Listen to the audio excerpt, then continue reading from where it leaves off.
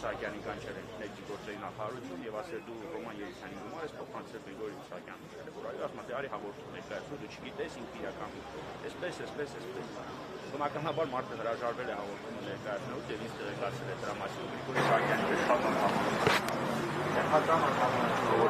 նրանց հաջողվեց մոլորության մեջ մտցնել այդ կնոջը, ով որ որոշակի տեղեկություններ է տրամադրել ներքին գործերի նախարարությանը եւ որոնք առանց ինձ լսելու եւ որոնք առանց որևէ տվյալներով հետաքրքրվելու միանգամից հաղորդում են ներկայացրել քննչական կոմիտեի ենթադրյալ խարդախության մասին, որ ըստ ինձ ծիծաղելի է, անգամ ծիծաղելի է։ Նույն օրը հանդիպում եմ ունեցել այդ կնոջ հետ, նույն օրը հասկացել, որ այդ կնոջը եւս ստիպել են ներկայացնել ստիպել հորդորել են ներկայացնել հաղորդում, ասեմ ավելին, այդ կինը հիմա իմ հետ գտնում է շատ լավ հարաբերություններում եւ մենք միասին պատրաստում ենք ներկանալ քննչական կոմիտե եւ քննչական կոմիտեին տեղեկացնել, որ մեր միջև որևէ քրեաիրավական հարաբերություններ չեն ծագել եւ ծագել չեն կարող։ Իմ եւ այդ կնոջ միջև այդ կնոջը ես կրկնում եմ, որ շատ շարունակենք, բացի այդ հարաբերություններից խոսում են նրա մասին ինչ որ նաեւ որ ես ինչ որ երբևէ ալկոհոլի ազդեցության տակ ավտոմեքենա են վարել, կասեցված վիճակում ավտոմեքենա են վարել, որոնք եւս քրեական պատասխանատվության ենթակա արարքներ են, այսինքն կասեցված ալկոհոլի ազդեցության տակ վարել են։ Նախ ես երբևէ իրավաչափորեն կասեցված չեմ եղել, իմ վարորդական իրավունք երբևէ կասեցված չի եղել։ Մեկ, երկրորդ ալկոհոլ իմ գիտակից կյանքում չեմ օգտագործել, ընդհանրապես չեմ օգտագործել, ինչ մնաց ալկոհոլի ազդեցության տակ ավտոմեքենա վարելուն։ Այո, եղել է, երբ որ բարեկային ծառայողին իմ վերաբերյալ կազմել է կասեցման վերաբերյալ արձանագրություն, բայց դա ճանաչվել է ոչ իրավաչափ եւ անվավեր, հետեւաբար որևէ հետևանքի հանգեցնել չէր կարող։ Այս եղանակով ունեմ նաեւ տեղեկություններ կրկին ներքին գործերի նախարարությունից, ասեմ, որ իրենց մոտ շատ բաց թողումներ կան այդ մասով եւ շատ լավ ինչպես ոստիկանապետներ նշում ինֆորմացիան հասնում է, մեզ էլ է եւս այդ ինֆորմացիան հասնում, որ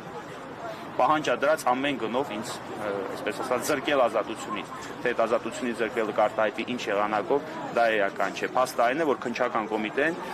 ներքին գործերի նախարարության հետ համատեղ աշխատում է դրա վրա։ Ինչու եմ գտնում, որ սա պատժողական քաղաքականություն է, որովհետև տեսեք, ներքին գործերի նախարարությունը պայմանական ենթադրենք ինչ որ փաստաթղթեր է հավաքագրել իմ վերաբերյալ եւ ներկայացրել, որն է դա լուսաբանելու նպատակը, մեկ, եւ որն է իմ անուն, ազգանուն պաշտոնը լուսաբանելու, տեսել եք քննչական կոմիտեն ներքին գործերի նախարարությունը միանգամից Գագիկ Շամշյանի միջոցով նշել է, որ այսպես եւ մեր տեղեկություններով ընդ որում տուժողի անուն ազգանվա միայն առաջին տառն նշում, իմ պարագայում նշում են ոչ միայն անուն ազգանունս ու պաշտոնս, այլ նաեւ լուսանկարս են հրապարակում։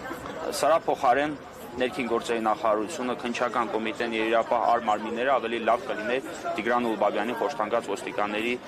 բոլոր անձերը բացահայտեին, վերջինիս պատասխանատվության ենթարկելու ուղղության միջոցներ ձեռնարկեին, թվարկել են բազմաթիվ քննչական եւ դատավարական գործողություններ, որոնք պետք է ձեռնարկեն այդ աշխատանքը կատարեն եւ նկատելով այս ամենը, նկատելով որ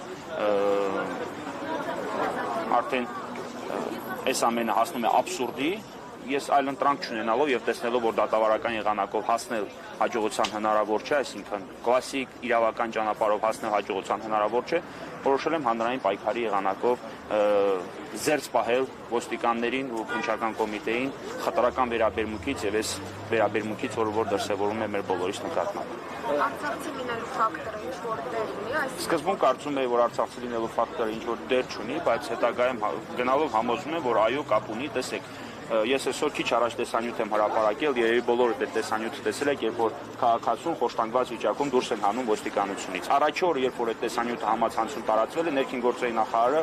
ես հերքել եմ, որ այդ տեսանյութում պատկերված անձը Տիգրան Ուլբաբյանն է։ Ներքին գործերի նախարարը անդրադառնալով նշել է, որ այդ տարածված տեղեկությունների իբր այդ անձը Տիգրան Ուլբաբյանն է, կեղծը չգիտեմ այդ հայտարարությունը տալու իմաստը ինչումներ, եթե ես որպես Տիգրան Ուլբաբյանի ներկայացուցիչ արդեն իսկ հայտարարում եմ, որ այդ անձը Տիգրան Ուլբաբյանը չէ։ Ինչևէ, այսօր այդ անձը իմ հետ կապ է հաստատում եւ պարզվում է, որ ինքը եւս արցախցի է,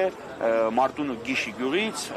44 օրյա պատերազմի մասնակից եւ ծանր վիրավորում ստացած ազնվորություն է, ով որ ոստիկանների սև բերետավոր, սկզբում սև բերետավորն է, այնուհետեւ մասիվ բաժանմունքը ոստիկանների կողմից բռնության ենթարկվելու արդիվ բավականին երկար ժամանակ շատ ծանր պայմաններում բուժում է ստացել հիվանդանոցային պայմաններում։ Այսօր այդ անձը տեսակապով եւս կմիանա մեզ եւ կպատմի իր հետ տեղի ունեցածի մասին։ Մի